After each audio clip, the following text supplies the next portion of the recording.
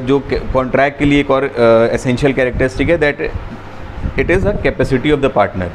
Partner should be capable to enter a contract. Capacities के अंदर सबसे पहली जो बात आती है वो आती है माइनर और मेजर की. जब हम मेजॉरिटी एक्ट 1875 को देखते हैं, उसका सेक्शन नंबर 3 देखते हैं, तो वहाँ पे हमें ये देखने को मिलता है, और इस बात को ध्यान रखना कि मेजॉरिटी एक्ट में अमेंडमेंट भी हुआ है. पहले था वो 1875, अभी हो गया है 1999.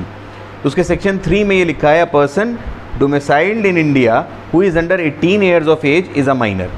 जो भी 18 साल से कम है वो माइनर की कैटेगरी में, and the person above 18 years of age will be considered as a major person. तो यहाँ पे बात आती है मेजर और माइनर के बीच में डिफरेंस. लेकिन अब हम इसमें आगे देखें अगर, तो सेक्शन 11 ये कहता है कि according to the law to which he is subject. Major कौन है, मेजॉरिटी की एज क्या है, according to the law to which he is subject. जिस चीज़ का वो सब्जेक्ट है, मतलब जहाँ पे वो स्टडी हो रहा है, उस लॉ के अकॉर्डिंग वो मेजॉरिटी को डिसाइड करता है. एक केस है काशिबा वर्सेस श्रीपथ. ये केस है आपका 1894 का. इसमें ये बात कही गई थी कि the competency to contract by the law of domicile is not by the law of the place where the contract is entered into. जहाँ पे कॉन्ट्रैक्ट इंटर किया जा रहा है वहाँ पे नहीं, बल्कि प्लेस ऑफ डोमिसाइल से डिसाइड होगा कि वो आदमी मेजर है या माइनर है. क्लियर हो गया यहाँ तक बात.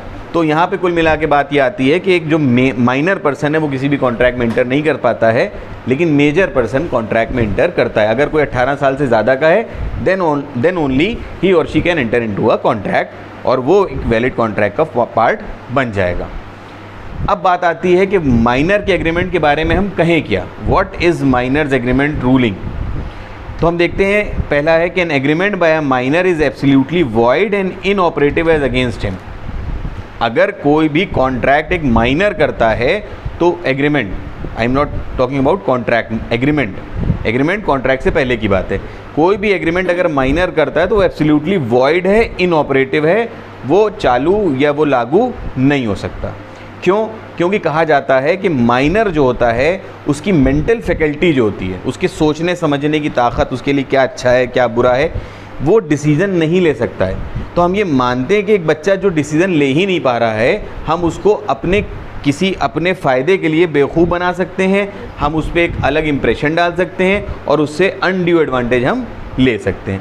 इसलिए कहा जाता है accordingly where a minor is charge with obligation and another contracting party seeks to enforce the obligation against the minor, the agreement is deem to be void ab initio. अगर कोई माइनर के ऊपर ऑब्लिगेशन आती है और कोई उससे पूरा कराने की कोशिश भी करता है तो वो वॉइड एब इनिशियो है, वो एग्रीमेंट ही वॉइड है. और ये केस है कौन सा, मोहरी बीबी वर्सेस धर्मोदास घोष. ये केस है तुम्हारा 1903 का. ठीक है ना. इस केस में ये बात सामने आती है कि minor executed a mortgage of 20,000 and receive 8,000 from the mortgagee. 8,000 रुपये के 20,000 रुपये के मॉर्गेज में 8,000 उसने रिसीव किए. The mortgagee filed a suit for the recovery of the mortgage money and for the sale of the property in the case of default. 20 की जगह उसने 8 दिए वापस, 12 नहीं दिए. तो सामने वाले ने उस पर क्या किया, सूट फाइल किया सॉरी, और उससे कहा कि भाई यार जो बाकी डिफ़ॉल्ट है वो पैसा दे दो. तो प्रिवी काउंसिल मतलब पहले की बात हो रही है काफ़ी, प्रिवी काउंसिल ने हेल्ड किया कि एग्रीमेंट जो माइनर के ज़रिए किया जाएगा वो वॉइड है, हम उसके अंदर कुछ भी आपको दिला नहीं सकते. क्लियर हो गई यहाँ तक बात. उसके बाद आता है आगे, beneficial agreements are valid contract. लेकिन अगर कोई ऐसा कॉन्ट्रैक्ट है कि ऐसा एग्रीमेंट है माइनर के साथ ही सही जो उसके बेनिफिट्स के लिए है, बेनिफिशियल एग्रीमेंट है, तो वो वैलिड कॉन्ट्रैक्ट माना जाएगा. ठीक है. जैसे यहाँ पे कहा गया कि any agreement which is of some benefit to the minor and under which he is required to bear no obligation. मतलब उसके सिर्फ फ़ायदे की बात है और उसको वहाँ पे कोई ऑब्लिगेशन बेयर नहीं करनी है, कोई जिम्मेदारी उसके ऊपर लादी नहीं गई है, सिर्फ उसके फ़ायदे की बात है, तो वहाँ पे वो कॉन्ट्रैक्ट इंटर कर सकता है. क्लियर होगी बात. जैसे इन्हीं ने एक एग्ज़ाम्पल दिया, शराफत अली वर्सेस नूर मोहम्मद का ये केस है 1924 का. इसमें बात आती है, the promissory note executed in favour of a minor is valid and can be enforced in a court. तो जो प्रोमिसरी नोट होगा जो एक माइनर के लिए इशू होगा उसके फेवर में, तो वो वैलिड है और उसको कोर्ट भी इन्फोर्स कर देगा. बात समझ में आ गई यहाँ तक। फिर आता है no ratification on the attaining the age of majority. Ratification का मतलब होता है बदलाव होना। अपनी बात जो हमने कही थी उसको हम फिर से सही कर लें। मान लो हमने फॉर एग्जांपल कोई एक बात कही और कुछ टाइम बाद, जैसे मान लो हमने कहा कि वामिर जो है मेरे एजेंट हैं या नहीं हैं, कुछ दिन बाद हम मान लो हमने कहा वामिर मेरे एजेंट नहीं है, 4 दिन बाद वामिर ने एक ऐसा काम किया जिससे मेरा फ़ायदा हो रहा था या मेरी मर्ज़ी, हमने कहा हाँ ठीक है वामिर मेरे एजेंट है। मतलब रिट्रोस्पेक्टिवली जाके पहले की बात पे जाके हमने अपने पुराने डिसीजन को रेटिफाई कर दिया, ठीक है ना। तो यहाँ पे बात आती है कि कोई भी रेटिफिकेशन मेजॉरिटी पे एज पे पहुँचने के बाद नहीं होगा। Ratification means the subsequent adoption and the acceptance of any act on agreement. A minor's agreement being the nullity and void ab initio has no existence in the eye of law. ऐसा नहीं हो सकता कि बचपने में 17 साल की उम्र में एक कॉन्ट्रैक्ट कर लिया, 18 साल की उम्र में आगे कह रहे हैं नहीं नहीं ठीक है वो यार वो तो वो ऐसा था, हमने तो इसको बदल दिया, हम उस चीज़ को फॉलो नहीं करेंगे। मतलब अपने उस फैसले को जो माइनॉरिटी में लिया गया उसको मेजॉरिटी में आने के बाद हम उसको रेटिफाई नहीं कर सकते। केस है नज़ीर अहमद वर्सेस जीवन दास का। ये केस है 1938 का। इसमें बात ये निकल के आती थी the consideration which passed under the earlier contract can not be implied into the contract into which the minor enters on attaining the majority. यहाँ तक बात समझ में आ गई। लेकिन एक केस और है कि if the services are rendered और an advance is made to the minor, मतलब अगर माइनर को हमने कोई सर्विसेज दी हैं, पढ़ाया है हमने या कोई एडवांस दिया है माइनॉरिटी में, and the services are continued और a further advance is made after attaining the majority, a promise to pay for such services और amount as a whole would be valid and enforceable. ये case है Sindha versus Abraham का। ये case आपका है 1895 का।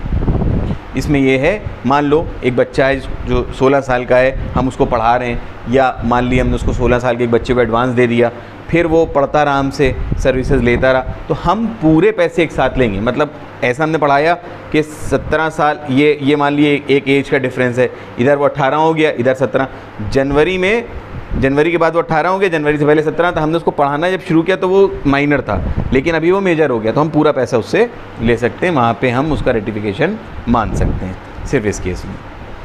Clear हो गया यहाँ तक बात। अब आता है माइनर से रिलेटेड एक और केस के minor's liability for necessity. The case of necessaries supplied to the minor is govern under section 68 of the contract act. वो ये कहता है कि if a person incapable of entering a contract, कोई भी ऐसा आदमी जो कि कॉन्ट्रैक्ट में इंटर नहीं कर सकता। भी हम लोग आगे जानेंगे कि insane person, lunatic person, idiot person, बहुत सारे तरह के लोग होते हैं जो कॉन्ट्रैक्ट में इंटर करने से रोक दिए जाते हैं।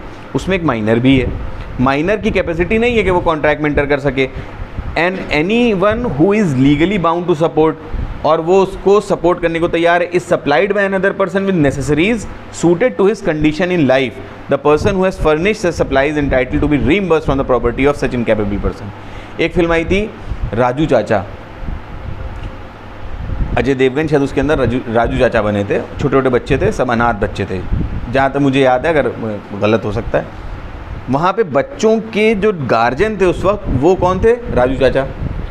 बच्चों को ज़िंदगी जीने के लिए बहुत सारी चीज़ों की ज़रूरत है, लेकिन बच्चा तो खुद कॉन्ट्रैक्ट एंटर कर नहीं सकता। कॉन्ट्रैक्ट कौन एंटर कर रहा था? उनका गार्जियन, मतलब राजू चाचा।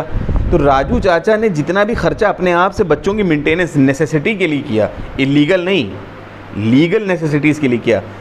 फर्बिश्ड नेसेसिटीज़ की बात नहीं हो रही है। नेसेसिटीज़ मतलब जीने के लिए ज़रूरी जो चीज़ें हैं वो जब सप्लाई की गई, तो अब जब राजू चाचा को पैसे, क्योंकि भाई अपनी जेब से खर्च करें, तो उन माइनर्स की प्रॉपर्टी से वो ले सकते हैं, रीइंबर्स कर सकते हैं।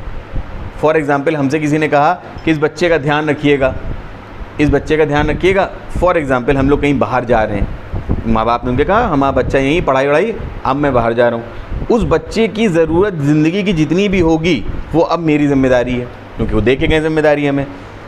बच्चा तो इंटर कर ही नहीं सकता कॉन्ट्रैक्ट, हम करेंगे, और जो कुछ खर्चा होगा मेरा वो उनकी प्रॉपर्टी से हम उससे रीइंबर्स कर लेंगे। ये कहलाता है quasi contract, as if contract. ये कोई कॉन्ट्रैक्ट नहीं हुआ, बल्कि इनकेपेबल पर्सन को मेंटेन करने के लिए, ज़रूरत के लिए हमने अपने पास से लगा दिया वॉट एवर इज़ नेसेसरी, और वो हम उसका वापस लेना भी आपसे मांगेंगे। क्लियर हो गया यहाँ तक बात? फिर आती बात कि माइनर क्या पार्टनर बन सकता है? तो सवाल ये आता है कि minor being incompetent to contract can not be the partner in the partnership firm, but under section 30 of the Indian partnership act, partner क्योंकि कॉन्ट्रैक्ट इंटर कर ही नहीं सकता तो वो पार्टनर जो है माइनर पार्टनर नहीं बन सकता पार्टनरशिप एक्ट के हिसाब से। लेकिन सेक्शन 30 इंडियन पार्टनरशिप एक्ट का एक क्लॉज देता है कि he can be admitted to the benefits of partnership with the consent of all the partners by an agreement executed through his lawful guardian with the other partners. मतलब अगर minor के lawful guardian से और बाकी partner से कोई contract हो जाता है तो वो सिर्फ फ़ायदे के लिए कॉन्ट्रैक्ट में इंटर कर सकता है, पार्टनरशिप में इंटर कर सकता है। यहाँ तक बात समझ में आ गई? क्योंकि यही बात है कि माइनर भले कॉन्ट्रैक्ट उसका वॉइड है लेकिन उसके फ़ायदे के लिए जो भी कॉन्ट्रैक्ट होंगे जिसको किसी लीगल ऑब्लिगेशन में नहीं बांध रहे होंगे, ऐसे कॉन्ट्रैक्ट को इंटर कर सकता है। तो इससे बात क्या निकल के आती है कि minor can not participate in the management of the business, management में पार्टिसिपेट नहीं करेगा, and shall not share losses, losses भी शेयर नहीं करेगा, except when the liability of the third party has arisen but then to up to his share of the partnership asset. Losses तो नहीं share करेगा लेकिन अगर हो गया कि भाई लॉस भी शेयर करना है तो सिर्फ अपने पार्टनरशिप के असेट्स के उतना ही वो शेयर करेगा, उससे ज़्यादा वो शेयर नहीं करेगा। फिर आती बात माइनर एजेंट की। माइनर एजेंट बन सकता है क्योंकि एजेंसी के रूल के हिसाब से एजेंट कोई भी हो सकता है। एजेंसी के रूल के हिसाब से प्रिंसिपल का कॉम्पिटेंट होना ज़रूरी है, एजेंट का कॉम्पिटेंट होना ज़रूरी नहीं है, एजेंट कोई भी हो सकता है। तो माइनर भी सेक्शन 184 के हिसाब से आपका एजेंट हो सकता है और अगर वो एजेंट बन जाता है तो प्रिंसिपल को अपने हर एक्ट के लिए वो बाउंड कर सकता है। और लेकिन अगर उसने कोई नेग्लिजेंट एक्ट किया या ब्रीच ऑफ ड्यूटी किया तो उसको कोई हेल्ड नहीं करेगा पर्सनली, वो पकड़े जाएंगे कौन? प्रिंसिपल साहब वाले, प्रिंसिपल साहब नहीं स्कूल वाले, एजेंसी वाले हैं। फिर आती है बात श्योरिटी फॉर अ माइनर। जब कॉन्ट्रैक्ट गारंटी का होता है, अभी आगे हम लोग जब पढ़ेंगे तब हम लोग समझेंगे कि श्योरिटी क्या चीज़ होती है। जब गारंटी का कॉन्ट्रैक्ट होता है और जो इंसान गारंटी दे रहा होता है, an adult stand surety for a minor, वहाँ पे एक एडल्ट आदमी बच्चे की, माइनर की श्योरिटी दे सकता है। The adult is liable under the contract although the minor is not. ठीक है, ये केस है काशिबा वर्सेस श्रीपत, इससे पहले भी हम इसके बारे में बात कर चुके हैं। फिर आता है माइनर के पेरेंट्स की क्या पोजीशन होती है भाई। The parent of a minor is not liable for the agreement made by the minor, चाहे वो उसकी नेसेसिटीज़ की बात हो या ना हो। Parents can be held liable only when the child is contracting as an agent for the parent. अगर वो माँ बाप का एजेंट बन के कॉन्ट्रैक्ट करता है तो इन दैट केस हम उस बच्चे को, उसके पेरेंट्स को हेल्ड लायबल कर सकते हैं, वरना माँ बाप को लायबल नहीं किया जाएगा। क्लियर हो गया यहाँ तक बात? फिर आता है minor shareholder. Minor being incompetent to contract can not be the shareholder of the company. Simple सी बात है, कॉन्ट्रैक्ट नहीं कर सकता तो शेयर होल्डर भी नहीं है। फिर आता है minor's liability in tort. Tort होता है एक सिविल रॉन्ग जो कि कॉन्ट्रैक्चुअल रॉन्ग ना हो। ठीक है, एक सिविल रॉन्ग, गलती, मतलब जिसको कह सकते हैं जो एक सिविल रॉन्ग, अभी इसके बारे में अलग एक पूरी बात हो सकती है कि टॉर्ट क्या होता है। For which the ordinary remedies damages, मतलब हमने किसी का कोई नुकसान कर दिया, कॉन्ट्रैक्चुअल लॉस नहीं, कोई और तरह का लॉस हमने कर दिया, जैसे मान लो हमने किसी की बेइज्जती कर दी, डिफेमेशन कर दिया हमने किसी का, ये टॉर्ट में आता है। वहाँ पे हम डैमेजेस को क्लेम करते हैं, तुमने मेरे साथ बुरा किया है, मेरा नुकसान हुआ है, उसकी भरपाई कर दो। ये होता है टॉर्ट का हल, डैमेजेस, क्योंकि सिविल रॉन्ग है, क्रिमिनल तो है नहीं, है ना। जैसे यहाँ पे for example, thus where a minor hired a horse for riding and injured it by over riding, he was not held liable.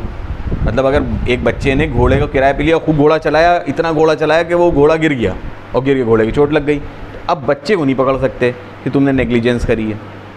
ठीक है ना। तो ये हमारे सामने माइनर के बारे में कुछ रूल्स